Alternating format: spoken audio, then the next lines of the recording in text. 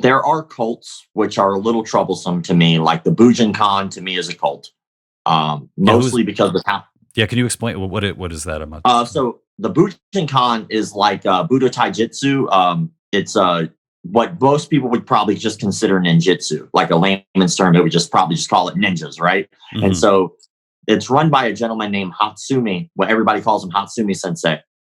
And Hatsumi, I don't know if he ever was legitimate, to be honest, but as far back as I can see in any of his stuff, some of the things that they teach is just utter nonsense. Like, for instance, the 5th degree black belt test and the Bujinkan is something called the Saki test, right?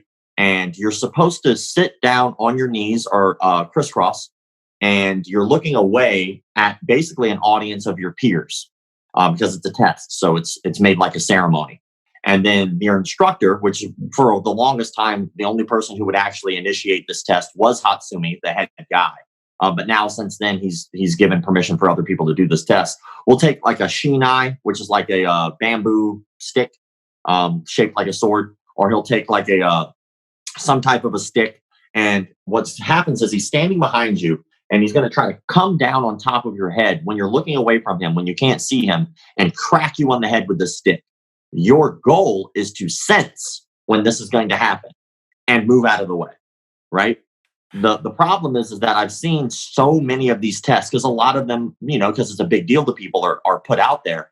The people that he wants to fail, he just does what most of us would do. He just cracks them on the head with a stick, because there's no goddamn way you're going to be able to react that way in a real scenario without knowing someone's going to hit you in the head. You're just going to get hit with a stick.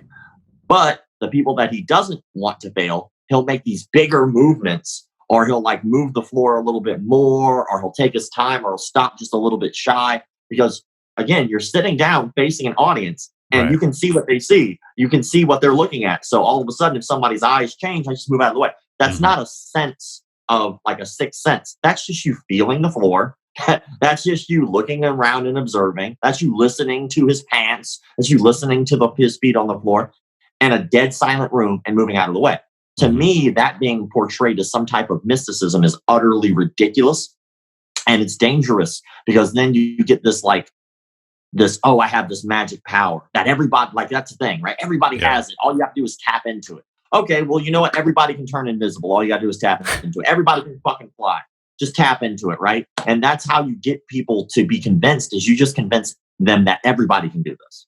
You sweet talk them a little bit. But the techniques that I've seen through there, again, are very dangerous. I've seen Hatsumi Sensei himself take a sword and run it across his face and show that he wasn't cut. The problem with that is obviously you have children who are watching this. If they misunderstand what's going on, they might actually try and kill themselves, which, by the way, in Indonesia, I've seen kids do, due to something completely different called tenaga dalam. Seeing an 8-year-old kid slit his throat and spill out everywhere because he believed that a magic power, which was called tenaga dalam in Indonesia, not related to this, but very similar, where they believed they couldn't get cut because of that. And it's like, I've seen people die from shit like this. And then inside those cults, they don't see the danger because they've been brainwashed not to see the danger of that. Another thing that they teach is to grab swords out of midair with your bare hands. I can't tell you how many times in a comment section that I've posted them doing like one of these or one of these. They're like, well, if you hold the blade the right way. I was like, you don't get to hold the blade the right way. And I've issued this chat. I still issue this shit. I want somebody, absolutely anybody who is willing to lose the fingers, to come up to me. I want you to sign every waiver and document you could possibly sign. And I'm going to swing that sword as hard as I can and try to hit you with it. And I want to see you catch it out of midair. Yeah. Right? I just want to see you catch it. Now, I'm not saying run in, grab me, myself, and hip toss or whatever. I'm not saying that. I'm saying you cannot grab the sword out of mid-fucking air without having some type of armor on your hands. And even then, it's risky. And so to see them teach that shit is utter dangerous nonsense. The jiu-jitsu, the grappling techniques are horse shit.